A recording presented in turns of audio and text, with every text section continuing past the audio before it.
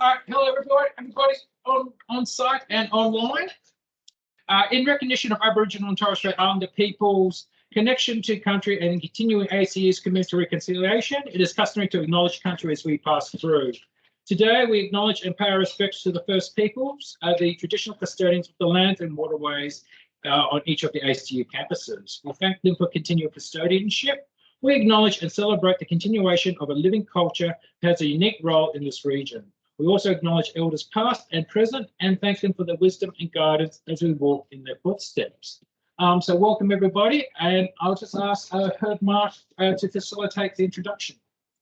Great, it's really good to introduce Bill Thompson. He's an esteemed academic. He's a distinguished professor from Macquarie, emeritus professor from Macquarie, and also a professor from Bond University. And he only recently discovered how wonderful we are. And as soon as he saw all the interesting things that we're doing, he said, "Oh, I want to be part of that." And so he's here to talk about some of the interesting things that he does and how they might relate to some of the things that we do. Now, actually, his background initially was educational psychology. So from that perspective, he fits right in with a lot of what we do. But his major focus is really music. And I don't think we do much research in our group with music, but he does music and language, music and emotion, music and exercise, music and all sorts of different things. And so I think that he sees the world through a lens of music and is able to apply that as broadly as I apply self-concept. I see self-concept being relevant to everything. Bill, I think, probably sees music is relevant to everything. He's got a very strong background, hundreds of publications, a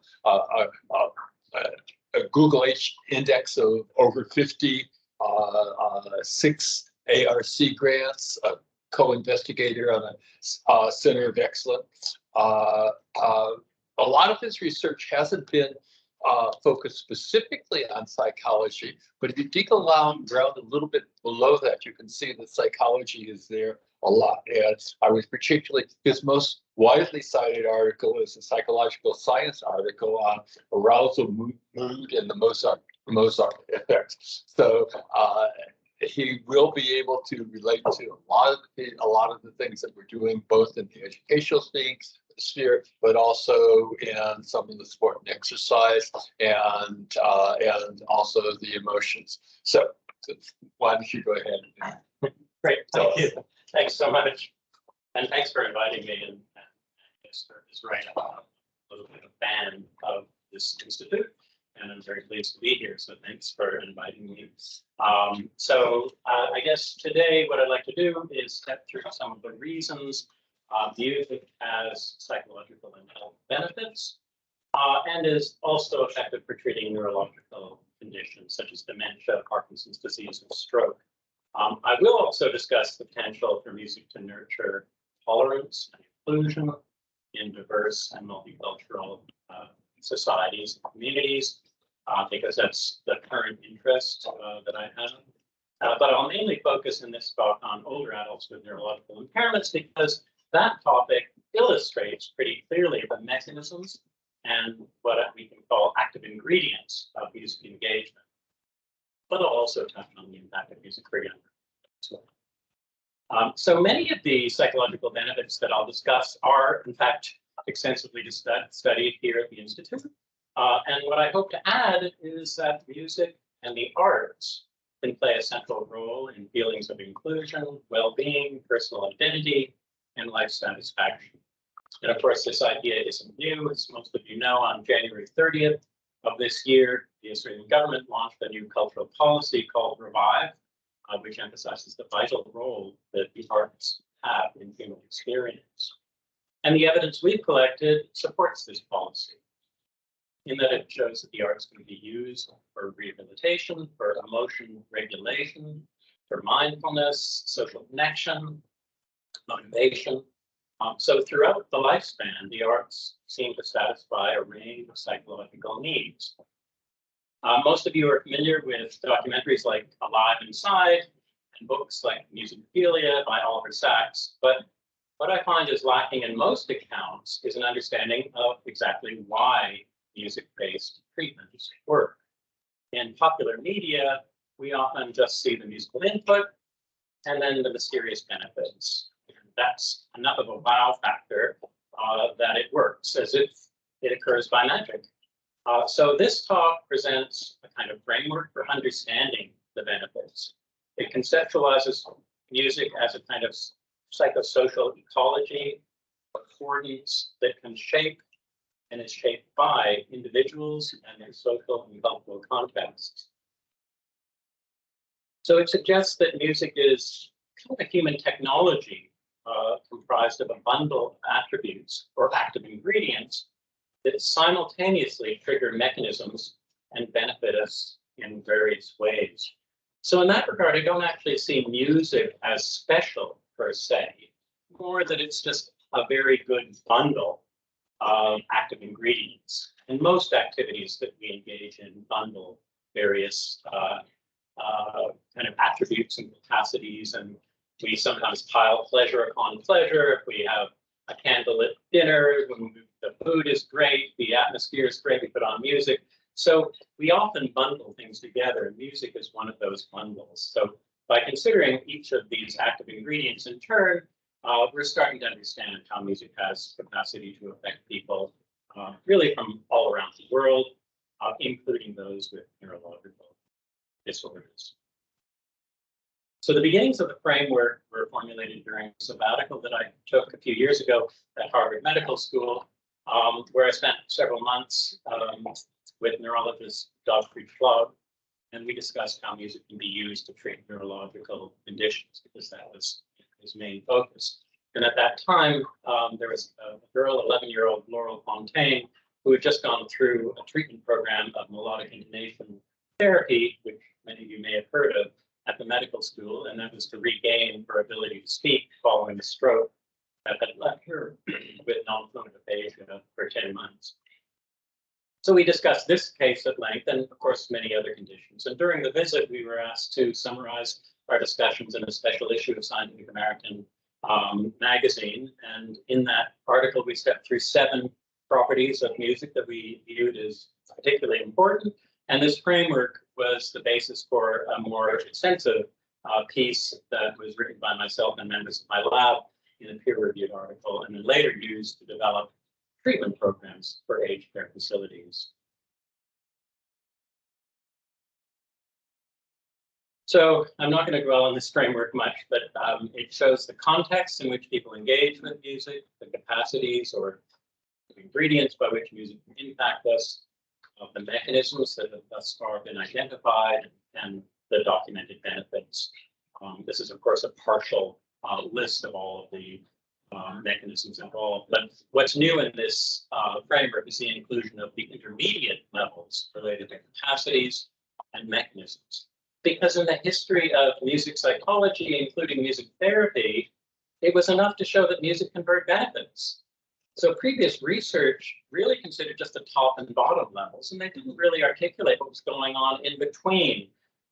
So that was sort of the major step forward, I think. Okay, so the first beneficial feature of music is the focus of my most recent ARC discovery project, which is entitled Physical Musicality, and dance is, of course, a perfect example of that. And this is just that music is often physical. And I'll just give you a little YouTube video, and I hope it's not going to blast you out of your seats.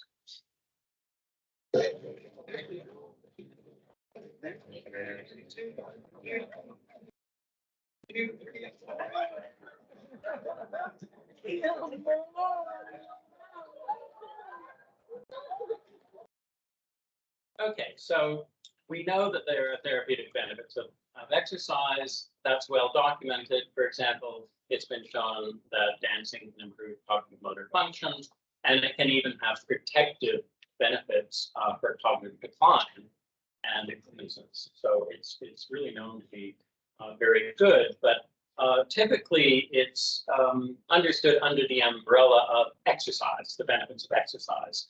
And we know that there are many mechanisms proposed to explain how exercise can lead to enhanced motor function.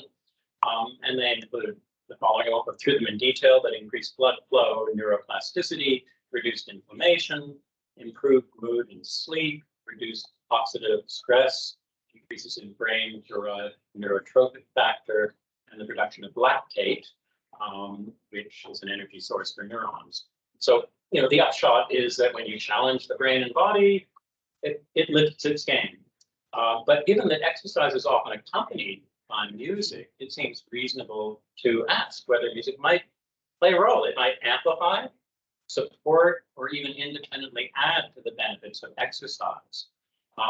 We know that music encourages adherence to exercise programs. It's much more interesting, but we're now finding out that it has additional independent and interactive benefits. So just to touch on some of the early work that we've done, this is an overview of meta-analyses. This was led by one of my PhD students, Sky Kwan, where we summarize the outcome of numerous meta-analyses on the cognitive benefits of regular dance on the one hand, and aerobic exercise on the other, focusing on older adults with mild cognitive impairment. And so they didn't have dementia, but they did have trouble, cognitive difficulties that were age-related. Examples of aerobic exercise include walking, cycling, treadmill, swimming, running, and kayaking. And of course, all the randomized control trials had a control condition, but it was complicated to compile them because some were passive controls, others were active, and right now we're considering the nature of these control conditions in a more carefully conducted network analysis that we're working on. But for now, I'm just going to give you the results of this overview. The overview included 27 different meta-analyses, 384 randomized control studies, over 80,000 participants. The domains of cognitive function included global cognition, executive function, memory, language, attention, and visuospatial ability. Now, global cognition is interesting. It describes overall cognitive functioning, and it encompasses a range of abilities, including memory, attention, processing speed, executive function, and more. But global cognition is kind of a basic assessment of these domains, so it has a very basic assessment of memory. It's not as intensive as the dedicated memory assessments under the category of memory that we looked at. Just kind of clarification of what that means. What we see is that aerobic exercise on its own consistently leads to benefits in global cognition. And because these are randomized controlled trials, we can kind of assume that exercise led to these improvements, but none of the dedicated measures of cognitive function, executive function, memory, language, attention, visuospatial ability were consistently improved by exercise alone, at least for people with mild cognitive impairment. Maybe different for other populations. With dance, we saw improvements over and above what was observed for aerobic exercise alone. It also led to improvements in global cognition, but in addition led to improvements in memory and visuospatial ability. So one explanation of this is that dance puts additional pressure on memory and visuospatial functions to a degree that aerobic exercise does not. Sort of fairly intuitive. So it wasn't actually surprising that dance confers benefits beyond aerobic exercise alone. But we do need to narrow down the exact reasons why music is so successfully combined with exercise and the cognitive benefits of this combination. We've actually, I won't talk about it, we've just finished also a meta-analysis of benefits of dance for people with Parkinson's disease. It's kind of well known, but there aren't too many meta-analyses. And what emerges from this work is that dancing can benefit mobility, quality of life, mood, well-being in people with Parkinson's disease, but high-intensity dance seems to be a burden for people with a neurological condition. That's also kind of intuitive. So what we found is that only low and moderate dosages of dance classes showed these benefits, whereas some high dosages did not.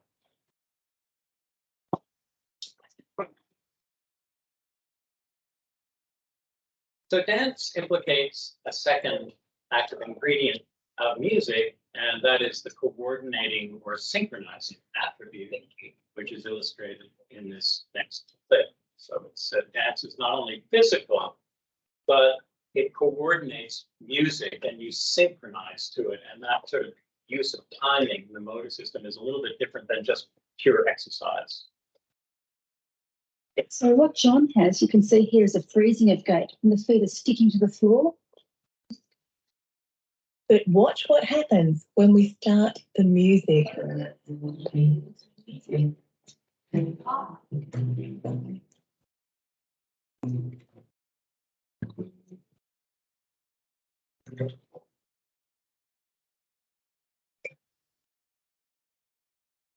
Okay, it's a longer clip that always sort of almost makes me emotional when I watch it, so I had to make it short.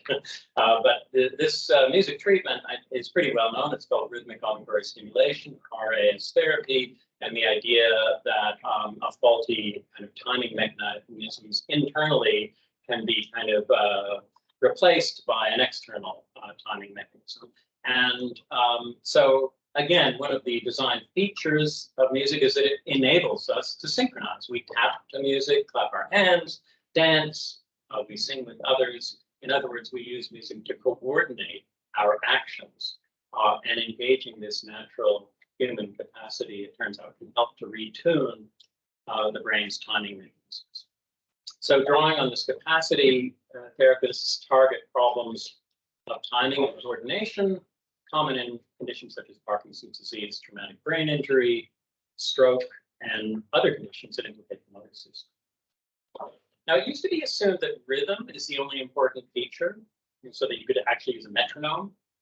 And it's true that it helps to use a metronome so that people can time their movements, but a lot of therapists are finding out now that music really, to benefit mobility in patients optimally, it's best if music is both familiar, rich, and emotional, okay? And this emotional aspect of music is the next ingredient that I'll mention. And this connection has actually been the focus of most of my research in my career. I'm not going to talk much about it, but it's a very big area within the psychology of music.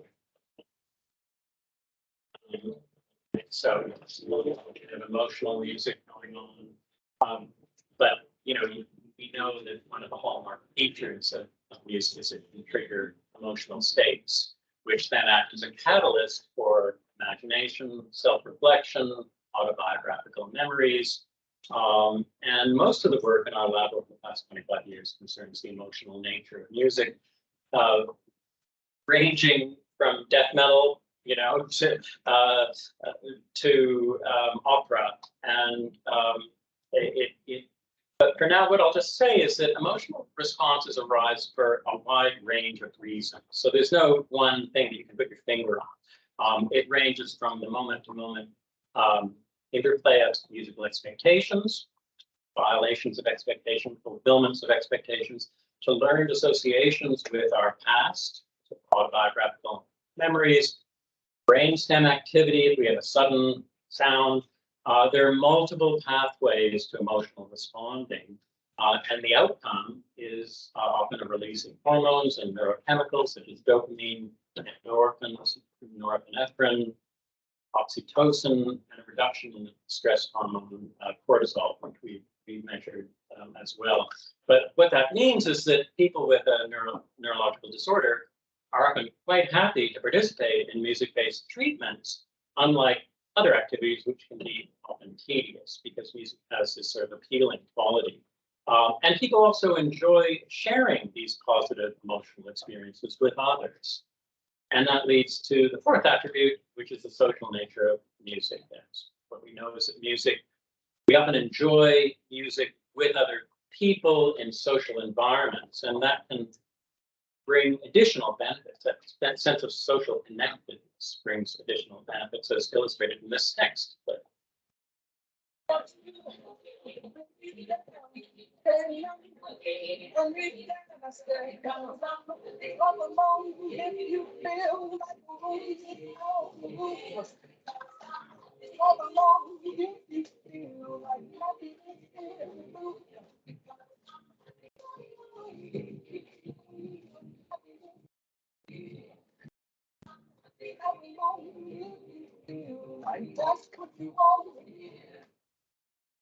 Yeah, I mean, this is a nice aged care facility that you want to be part of at some point if you have to. But in our lab and others, it's been shown that we feel connected to people who share in our musical experience, even if we don't know them. So just having a musical experience with other people, you feel a sense of connectedness. And I'll show you some evidence for that a little bit later, how we've been working on that for things like feelings of inclusion in multicultural societies, or where there are people who are marginalized, and these activities can actually have a very real impact on feeling connected.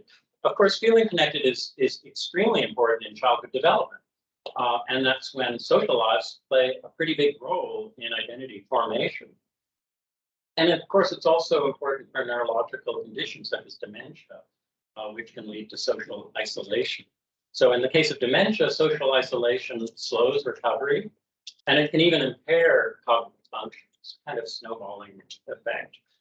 And the reason social isolation is risky is because many cognitive functions, we know, such as language fluency, memory, motor function, are kind of scaffolded by our immediate environment, our social environment. And in the absence of this social support, we're sort of on our own, and cognitive functions can decline more quickly.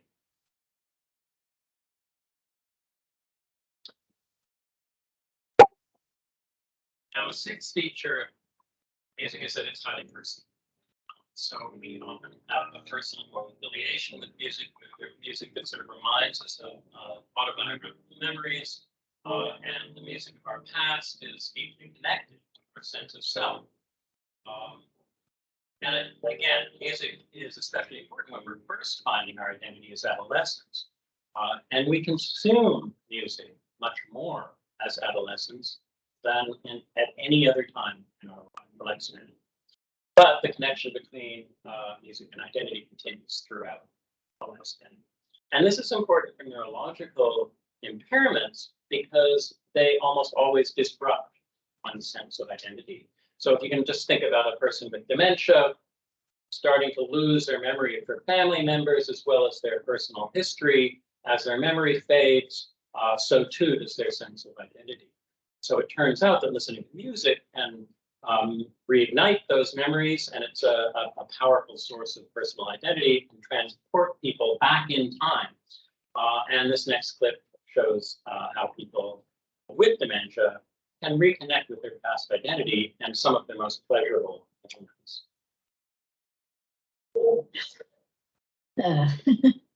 Not my father, no. I'm your son. Oh, he's my son.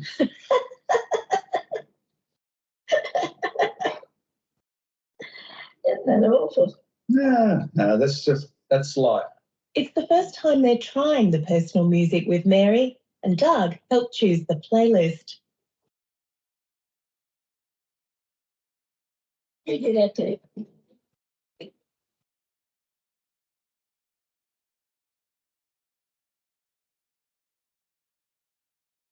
I love dancing.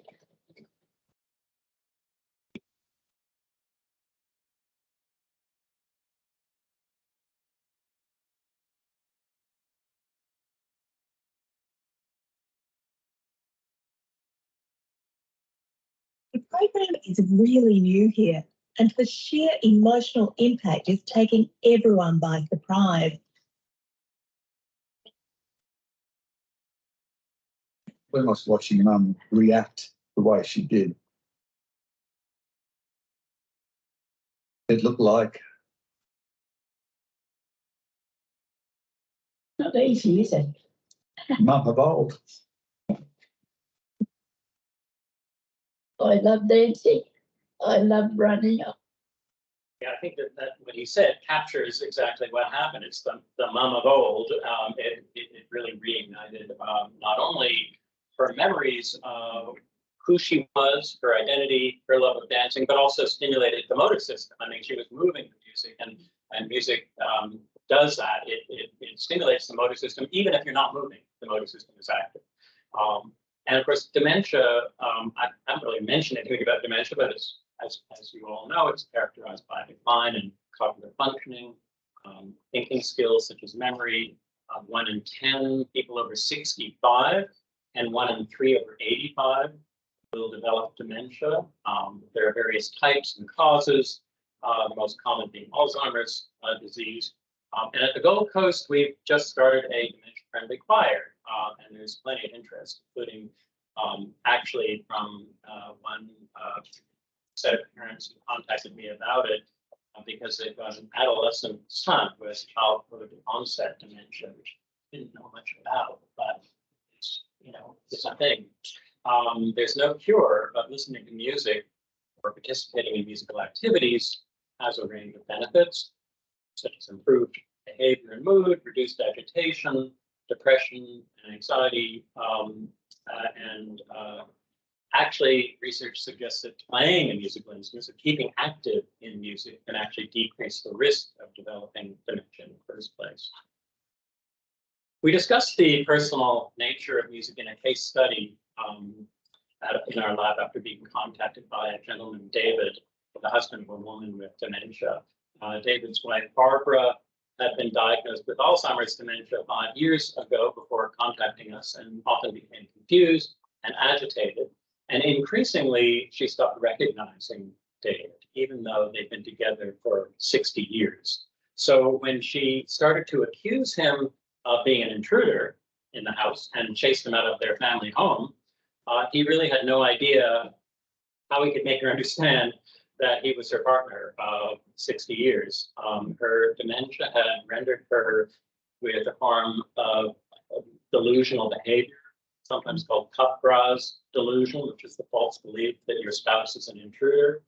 And the reason David contacted us is because music ended up being the solution to this problem. It was the only way that he could bring Barbara back.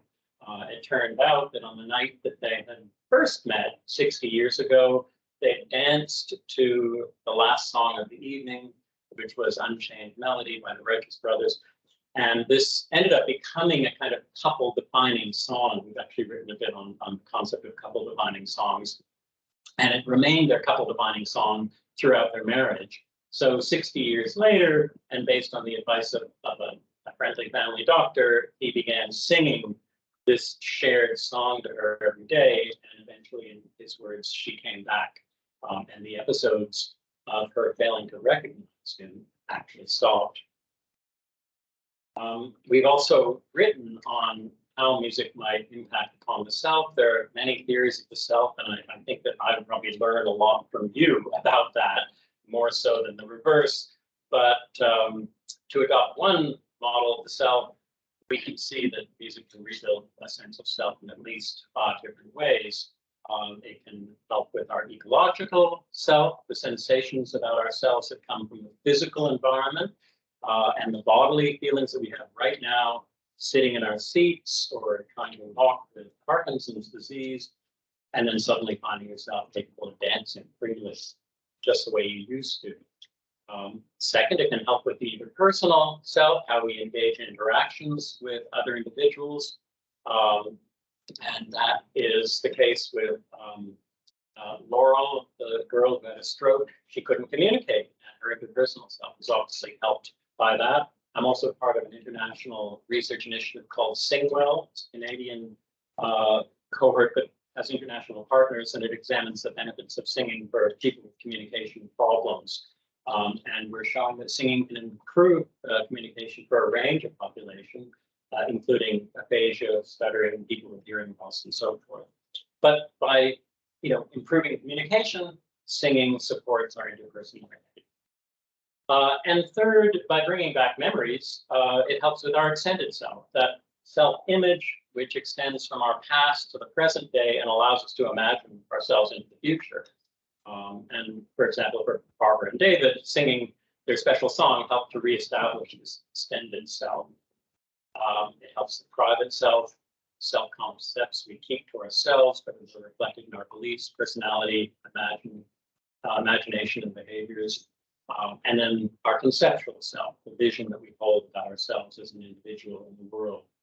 the roles we have, how we understand ourselves culturally, because music is really a cultural medium. And we see this in musicians with dementia who have a strong sense of their identity as musicians and who show enormous pride and satisfaction at maintaining this aspect of their identity in spite of decline in other cognitive functions, because musical abilities are remarkably preserved in the face of Alzheimer's dementia.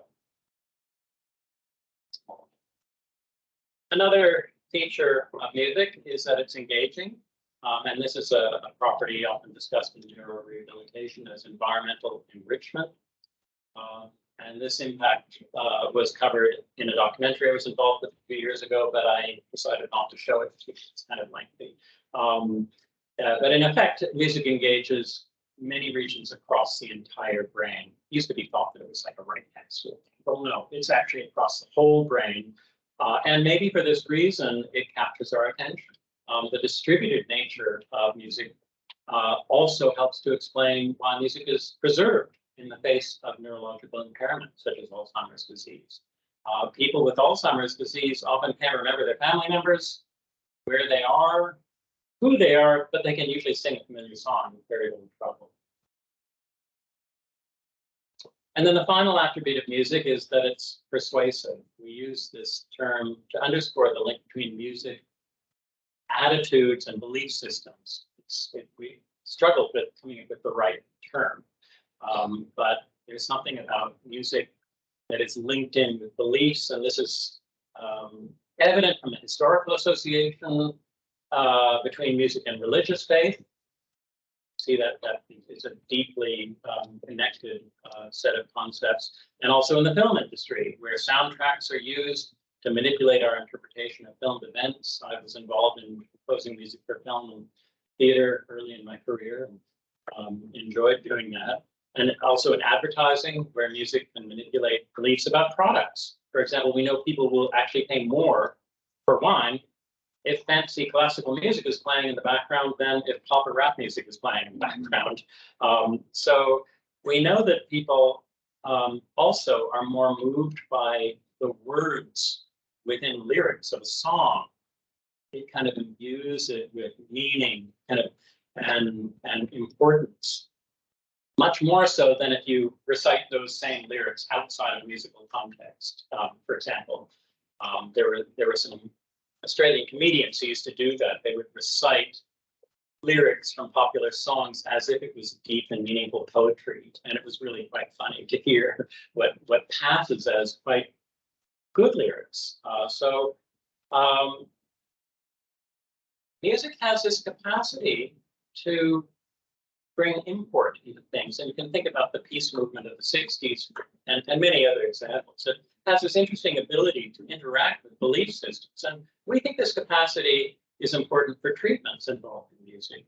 If we're persuaded by a treatment, if we think it's important, we're likely to pursue it with confidence, with motivation, and we know that belief in itself has therapeutic value. So the link between music and beliefs can take many forms, and it often amplifies the emotional and cognitive impact of this. We've seen this in some recent research on chanting traditions around the world. I can only touch on this, but chanting is one of the most pervasive, oldest forms of music globally, and it's often done in religious contexts or to support belief systems. When people engage in chanting in the context of a belief system, they often experience what are called mystical states, and it's a deep sense of connection, unity, transcendence, or experience of a divine or ultimate reality. We've been looking at these mystical states and the conditions that give rise to them in our research. We think it's a combination of repetitive, rhythmic chanting, attentional focus, and beliefs or intentionality, the focus on a particular thing, the aboutness of the ritual, and belief systems all combine to give rise to these experiences. And the experiences seem to occur regardless of the tradition. So it's not just specific to one tradition. It happens across chanting traditions, but it's more likely to occur if participants are high, for example, on altruism, absorption, and religiosity. Beliefs are most often communal, such as a shared sense of commitment to a deity or ideas such as world peace, or a focus on caring for the natural world.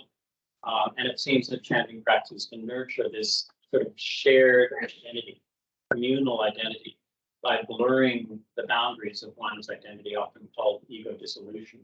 And in our recent work, we're still writing it up, we found experiences of ego dissolution do occur, but mainly for long-standing practitioners of chanting during their active chanting. So listening doesn't really do it. It doesn't occur for merely listening or for novices so much. It seems to take some skill to get this true experience of ego dissolution. We've also invested the cultural implications of music and how various affordances or capacities of music might also be relevant to cultural understanding and empathy. And there has been previous research suggesting that just exposing people to music of another culture might provide cultural understanding and reduce bias. But the evidence was so fragile, so weak in studies that it wasn't really to be taken too seriously. And in our initial research on it, we found that if you just play people, say Middle Eastern music or Indian music, it can actually increase bias. So it's not necessarily a good thing just to sort of throw somebody music that they're completely unfamiliar with, a culture that they're not used to. But we reasoned that a rich engagement with a music tradition might actually help to nurture cultural understanding. And we define this as rich intercultural music engagement, or RIME, and it's being done with PhD student Marjorie Lee. So in one study, we had white Australian students randomly assigned to one of 2 4-hour sessions of rich intercultural music engagement, and they learned about a musical tradition, learned about a musical instrument, and then they actually learned to play a folk song on the traditional instrument. And so they really had a kind of embodied understanding of the musical culture. And in one group, participants learned to play a traditional song in a Chinese pitba instrument, while the other participants learned to play a traditional song on a Middle Eastern oud. We used a bunch of measures, but 2 important ones are the inclusion of self and other, the feelings of connectedness with others, and the implicit associations task, which evaluates unconscious bias in all these tasks.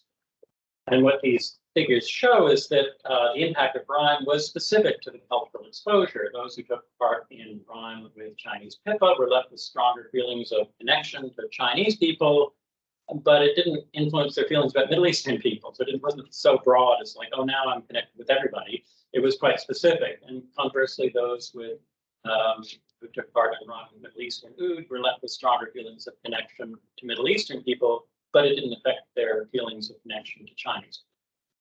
With implicit bias, we did find significant bias before the RIME for both cultures, which is kind of interesting in itself. A lot of people, of course, say, oh, no bias. And then when you actually give them the implicit associations task, you find that they do actually have some implicit bias. And there was bias shown for both cultural groups. It was eliminated for bias against Asian people after the RIME, but it remained for Middle Eastern people. And this is early days. We don't really know why, but it's possible that biases against Middle Easterners, media about terrorism and that kind of stuff, maybe they're more ingrained. It's unclear. But I think that the results are important because previous work has shown that listening to music has minimal or no impact on either implicit or explicit measures. And in some cases, the exposure can annoy people and lead to increased bias. So we think that this rich intercultural engagement is something that is probably necessary. We're also exploring the translational impact of our work in aged care. We sort of considered the benefits of each attribute of music and developed a treatment program that targets specific problems or needs, drawing on more or less heavily on each of the 7 attributes of music, depending on the person's need, the individual needs of each patient. So this is the Music, Mind, and Movement program, which was implemented in several aged care facilities in New South Wales. I don't know if they've continued with it, but we gave them instructions on how to use it. They flew us up. So it uses musical activities to stimulate physical movement, trigger personal memories, affirm one's sense of identity, encourage communication and socialization, and promote well-being. We're also working with edtech companies on developing a tool for psychosocial assessment that can be used in schools based on the 7 beneficial capacities of music. And these companies included World Mosaic, Edugrowth, and Scodel, which are all interested in evaluation of psychosocial well-being and health. And then we also have some input with Supply Nation. Basically, the idea is that music affects many dimensions of health and well-being. So it's a window into a kind of holistic experience of well-being, such that we think the science of music can be used as a framework or window for developing assessment tools and recommending activities that might respond to the needs of people and promote well-being. And we're in the early stages of this research in particular. So recommendations, suggestions, critiques, collaborations would be incredibly well. I'll stop with a video that I found on social media that was funny because it just shows how people love music.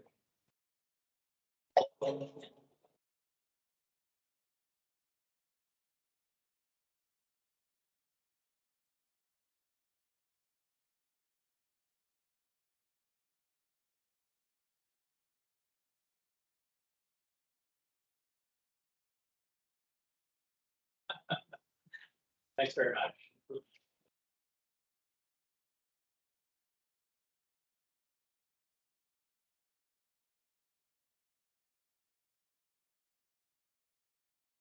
Sure.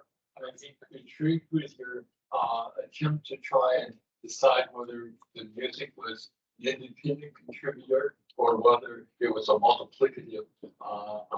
I'd be curious about hearing a little bit more about your thoughts on that. Yeah. Maybe it's probably not either or, it's probably both. Yeah, I mean, I would say it's both, and I think you put your finger right exactly on an area that we need to work on closely, because we know that merely listening to music has a range of benefits and they can be articulated. But when you're combining, the combination of music and physical activity, which is the coordinated movements, the synchronization, that might be much more important than a lot of people give it credit for. So because if you're synchronizing with music, and there are other people, that means you're synchronizing with other people as well. So, and when you're synchronizing with other people, it really has a kind of an impact on your feelings of connection to those other people, your feelings of inclusion, and this becomes important when so many people are kind of marginalized in multicultural societies, and people of diverse backgrounds and inclinations.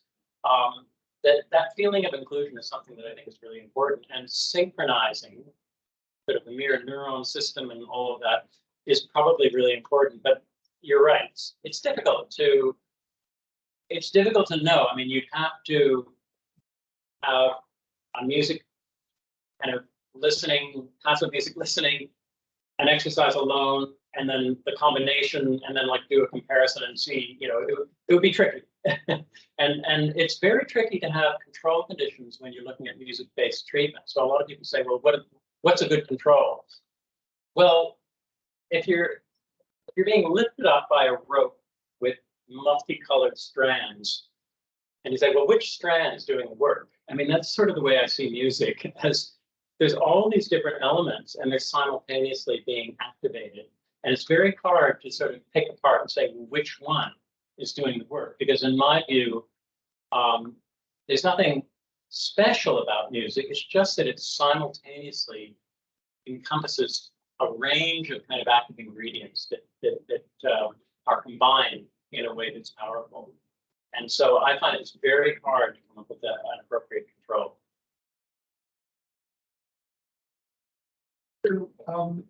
Much this is kind of a prior to what you felt, which is like all these benefits of music, so you understand why it's sustained in society. But like, how did it evolve in the first place? So much of it seems so arbitrary. You can't understand why a fifth chord followed by a first chord sounds good. You know what I mean? Like is there an account of why that create such a vibe?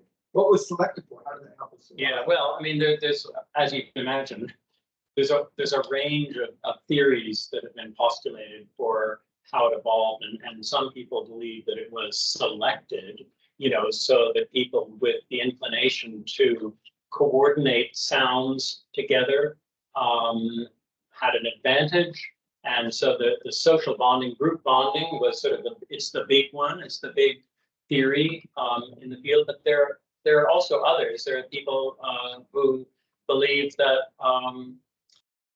that it was basically an invention, a little bit like the invention of controlling fire. Probably there's no fire controlling gene, but it's a pretty useful skill to have, right? And in the evolution for humankind. But so that it was sort of, people just happened upon this idea, this music, it's pleasurable, it's tickling parts of the brain that are there for other reasons, sort of such as auditory stream segregation, for example, speech prosody for communicating emotion. It's sort of drawing on all of these other things. And then it turned out that, it actually has a range of benefits. And it sort of evolved in that way. So it's unclear. I mean, that nobody can really know. And, I've published a couple of papers on the origins of music, but in the end, I just feel like we can't know how it actually evolved. I mean, another theory is that it evolved from parent-infant bonding, and that's sort of really an important thing for communication. And I could go through a number of them. I mean, I've got a chapter in my book that goes through about 6 or 7 different theories. But yeah, it's a really interesting question. Now, look, has any of your research, I mean, look, this is fascinating, all of it. I'm sorry, a couple of us were running late. We were in a previous meeting. But has any of your research focused sort of on like children and youth enabling their, like, I mean, I can see a lot of applications here, enhancing self-concept, enhancing well-being, enhancing physical activity. By the way, Taryn Sanders does that dance every morning at work. Don't count. Yeah, he does. He does it every morning at work. And, like the impact, music's also hypothesized to have an impact on academic achievement as well, isn't it, too, particularly in maths? Do you work in any of those areas or interested in? I mean, I've got scattered papers throughout my career.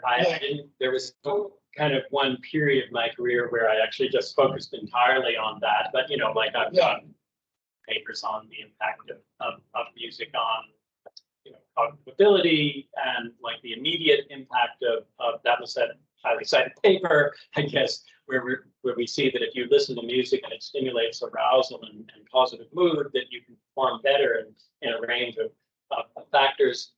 But in other research, we've shown that if you're listening to music while trying to sort of comprehend very difficult linguistic material, reading comprehension can be hindered by, fast and loud music, but is pretty benign for other, for other types of music. So it's kind of remarkably benign. And what was the other questions that you asked about? Well, I was just saying, like, looking at it through the other well-being, physical. Yeah. The only other place that I've looked at is that I had another ARC grant that looked at violence in music, and we were kind of curious about the death metal community, which is sort of a young community. it's not that young, but you know, there are people who are like 11, 12 that are going to death metal concerts and stuff like that. And it really, what we were trying to do is disentangle like some of the fears about, you know, sort of the aggressive sounding music and some of the lyrics which are kind of edgy, and what people were actually experiencing in terms of their positive, so some of the benefits to their sense of identity, to their feelings of inclusion, their community sense. And we've really shown that there are tremendous number of benefits in even these kind of outsider musical communities. So I guess that's another. Yeah, it's just so fascinating, the multiple different benefits. I mean, like, I wonder if we should have a chat about something in the Indigenous space as well. Well, I think that's really important. Yeah, I think that would be really fascinating. Yeah, because it plays a huge role there. Sorry, there was just behind you.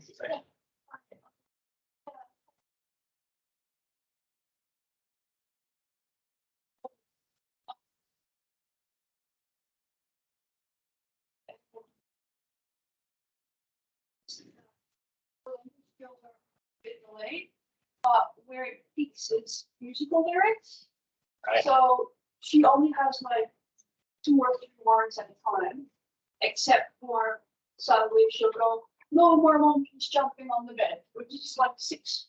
It's a chunk, Yes. but her like lyrics, like are so much, like her speech is so much better than the music, and it's like in her whole daycare, all the kids are so much better. Yeah, I mean, they do think, I mean, that's sort of how the way melodic intonation therapy works. It draws on that kind of musical part of the brain where you have kind of catchphrases and chunks that are processed really in a different part of the brain than you know, sort of normal language. So I can imagine that it is possible that the 2 areas would develop at different rates and that they would be somewhat independent. They influence each other, and that's why melodic intonation therapy works. But they, you know, are sort of dominantly in different parts of the brain.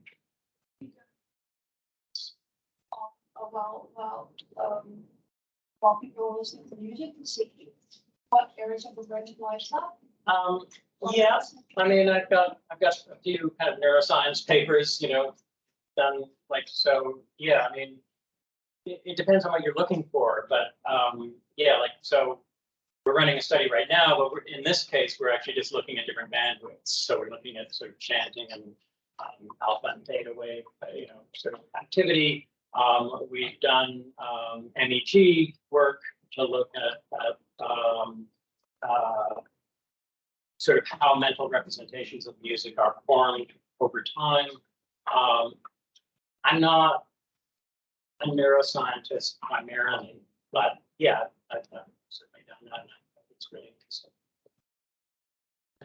We've also got a question from Robin. Robin, do you want to turn on your mic and tell me what the question is? I might have to convey it. Sure. I don't know whether Bill can hear me. Can you hear me, Bill? Yes. Yeah, Bill can hear. I've got a very loud voice, but it doesn't always communicate across the airwaves. I wish I was actually there because, unfortunately, Teams uses compression like a lot of software. In a previous life, I was responsible for coding some compression algorithms, and they're not designed for music. They're only designed for human voice. So, unfortunately, the music part of it, I couldn't really hear. But it's really fascinating work, very important work. And, you know, this... Unfortunately, we seem to have this idea, this utility argument for education, where nothing which is not, inverted commas, useful is important. And my own subject's maths, but funnily enough, we also are slammed by this because apparently maths is useful, whereas actually it's not. I mean, applied maths is, but the majority of maths you learn isn't. And that's actually not the reason for learning it. It's exactly the same things that you're talking about, which is about the brain development, you know, affective benefits, creativity. These are actually common to music and maths. Unfortunately, in some jurisdictions, it's even worse in the UK, where they're actually stopping mandatory music throughout secondary school, which is, I mean, it's terrible. And the reasons behind it are because it's not, you know, a useful thing to do. It's a sort of nice to have. So I think that all your research on the affective benefits, creativity, motivation, you know, serotonin hits, all, you know, developmental benefits. It's just such important research. So thank you so much. Yeah, you raised really interesting points there, because there was a point where people were trying to argue that music training will benefit maths and physics and English literacy and things like that, and therefore, we should include it in the schools. And then some of us were starting to think, well, what if we're wrong? Like, if we lay everything on this idea that its main benefit is that it benefits other subjects, like, then people could just say, well, why not just teach the other subjects directly? Why bother? So I think it's pretty important to say, yes, it stimulates cognitive function and so forth, but actually it has benefits that are distinct from maths. It has benefits that are distinct from some of the other subjects. And I think those relate to what we're working on now, which is sort of the sense of connectedness, sense of inclusion, developing an identity, the motivation, feeling that you're. I mean, I think self-determination theory probably fits in quite well, because you're just trying to make JMR happy over there. Well, it creates a person who wants to move forward in the world and is motivated and has a strong sense of self and feels included and includes others. So so I think issues such as bullying and marginalization, all of those things I think are relevant in ways that other subjects don't really address that well. Yep, totally. Thank you so much.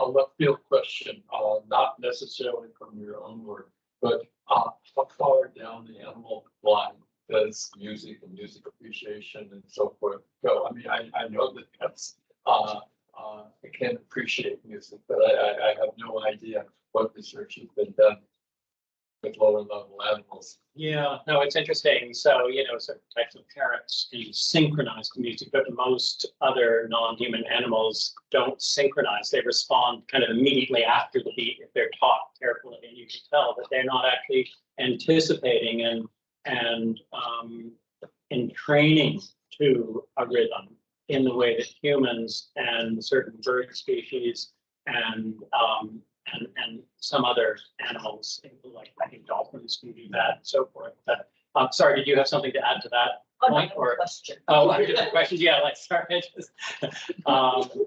Yeah.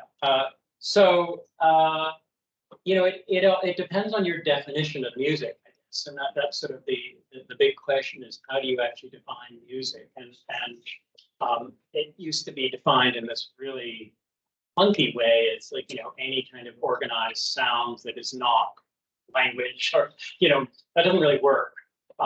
Because, we think of music now as being more about rituals, and that isn't just purely an auditory experience, but it's kind of a whole body experience. And as you can tell from my talk, I think of music as simply a bundle of capacities, a way of bundling together a range of different human experiences and affordances, simultaneously triggering a range of different mechanisms together. It's not that unlike going to a football game or going to a party without music. I mean, it's just that we all engage in activities that simultaneously trigger a number of mechanisms, and music just happens to be a very powerful way of doing that. Last question. Oh, sorry, mine's brutal. Frivolity is okay. I love music. I love to dance. My husband cannot find the beat. I've given up trying to get him to find the beat and dance with me. I have a son. He is 6 years old. He cannot find the beat. Unlike your daughter, my son cannot sing any song. Oh, okay. He cannot put more than 5 words together. He will just sort of fake. He still can't sing the national anthem. And he sings that every single week. He cannot sing the most basic of songs. He can do the monkey, but that's about it. Now, do I invest my time and try and make my son try and find the beat and be able to dance, or is it a lost cause? Well, I think there are 2 things. One is it's possible that he has congenital amusia, which is like, it's a congenital form of tone deafness, but you need to really get that tested. And we've got a lot of papers on congenital amusia and acquired amusia. And among those people who do have congenital amusia, it's really a very small percentage of the population, about 5%. About half of them also have rhythm disability. Most of the people with congenital amusia have retained their ability to sort of keep the beat. So the first question is, does he actually have congenital amusia, or does he just have like a problem with his voice? Like he can't kind of. He can't find the beat. He can't find. Yeah. Well, I mean, there are there's something called the BAT, the beat alignment test that one can look at. There's the MBEA, the Montreal Battery for Congenital. If I get him tested and he proves that he is not deficient, then there is hope for him. Well, I think that even we're currently working with somebody, a gentleman in Victoria who had a stroke about 6 months ago, a musician, a very accomplished musician, and his stroke actually left him just without the ability to understand music. So his language is not unaffected. But anyway, and we're engaged in a kind of rehabilitation of him, and he's really improved tremendously over the last 6 months. So you can, if it's enjoyable, I think what you really want to do is find out what's enjoyable. Like what does he? So if he loves it, then I think just push him in the direction of where he excels. Maybe some death metal. Because he's never been able to find the beat. And he tried dancing. We even have all the dancing games on Wii, and we try, but he's not great. Very interesting. Yeah. He may have, a slight impairment in rhythm skill, but who knows? There could be many different reasons for it. It might just be developmental coordination. I'm just hoping that he doesn't come far. Very interesting. With a mother like you, I think he's safe. Thank you, Bill. Look, that was very insightful, fascinating, interesting, and I hope you can stick around for a little bit because we've got a bit of a afternoon tea happening to farewell the lovely SMS, who foolishly wants to leave us. I don't know why. Her must have upset her. It wasn't there. But thank you. That was fascinating, and I would encourage you all to talk to Bill as well, and see about, I'd like to see some collaborations happening between us with stuff that you're doing, and we can arrange further meetings. But please join me in thanking Bill. And thank you all for coming. Now, I don't know whether we've actually been successful or not, but this is supposed to be a secret from Sumay. She's not supposed to actually know. I figured it out when I told back here. So she forbade us from giving her a going away party, and we couldn't resist, particularly with Ricky and she loves going away parties like that. So there's just no possibilities. So we tried to keep it a secret. We don't know whether we did or not, but we've got some lovely food. We've got some a lovely book to give you with lots of signatures from everybody and lots of goodwill. We're going to miss you. You were the heart and soul behind the school principal project, and you've just taken it on in your own in such an amazing sort of way. I just don't know what we'll do without you in terms of that. But we'll also miss you for all sorts of other reasons.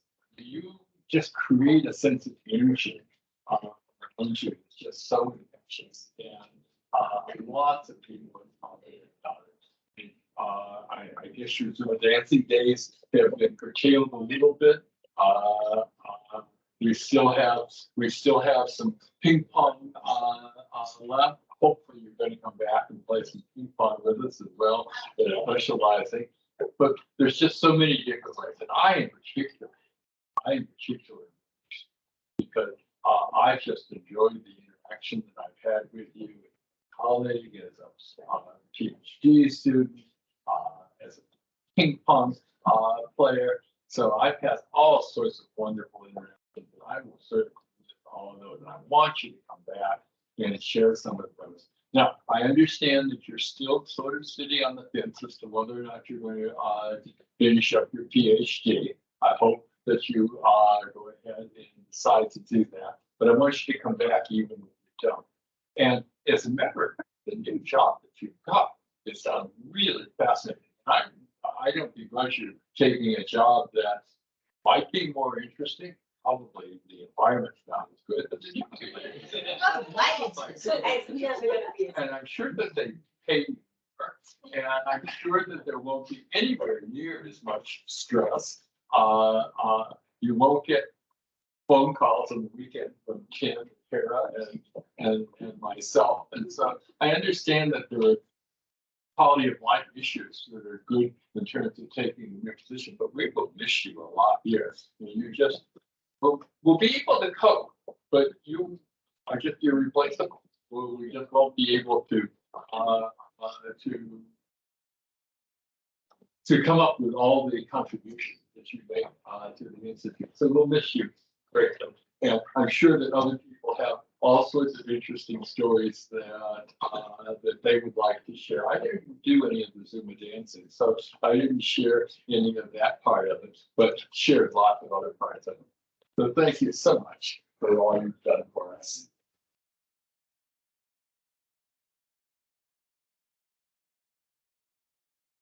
Anyone else like to add to Herb's comments? Be brave. Come on. Kira, do you want to add?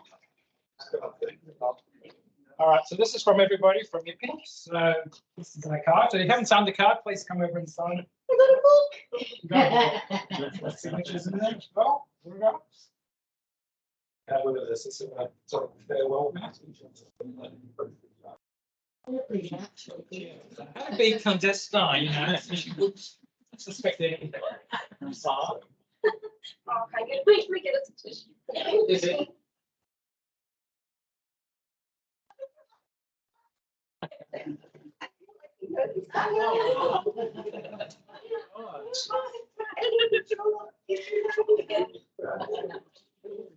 One a long time ago, I associate people who play comic sans, which a lot of you made fun of me for Rhonda. She was the only one who appreciated my comic sans font. The rest of you made fun of me. And Brooke said I associate people who like comic sans, people who like crop. And I was literally very proud. I was very proud of myself.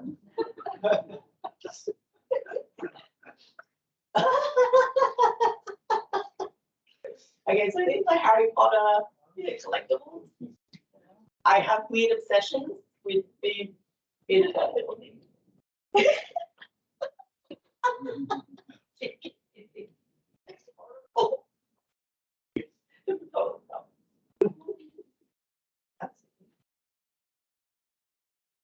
That's just the receipt. Swap you. Here you go. This is actually the official gift from everyone. He gave me a hat color. There's something in there. So.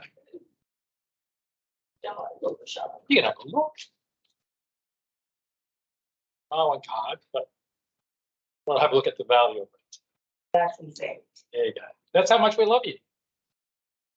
Thank you. And he's organized dumplings and donuts. Dumplings and donuts, please, everyone. So we've got dumplings and donuts behind. So it's a bit of savoury, a bit of sweet. Those donuts are actually from a place called, was it? Short Stop in Barangaroo. They are a heart starter or a heart stopper, one or the other. So. And before you duck in, can you please join me in thanking SMS for all of her contributions and warning her will be knocking on her door to collaborate with us.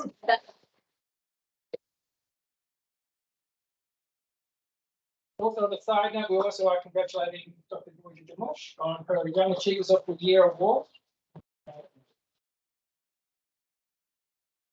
One more, welcome Alban. Alban Vincent, he's from France. He's coming as a PhD student visiting as part of Taryn's group for 2 months. Yeah, 2 months as well. So Can teach you that dance. thank you, everyone. Well, please enjoy some food. Phil, that was great. That was terrific. Really interesting. Thanks for the good question. Yeah, finally get to hear about what you do. It's so interesting listening to it. I was thinking, oh, geez, it's in there. Well, I know it's great. I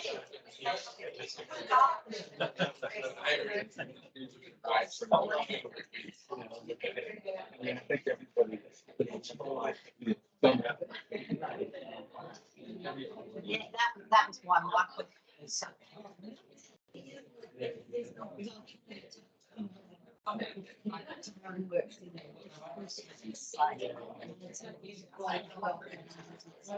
David Marr works on motivation space over there.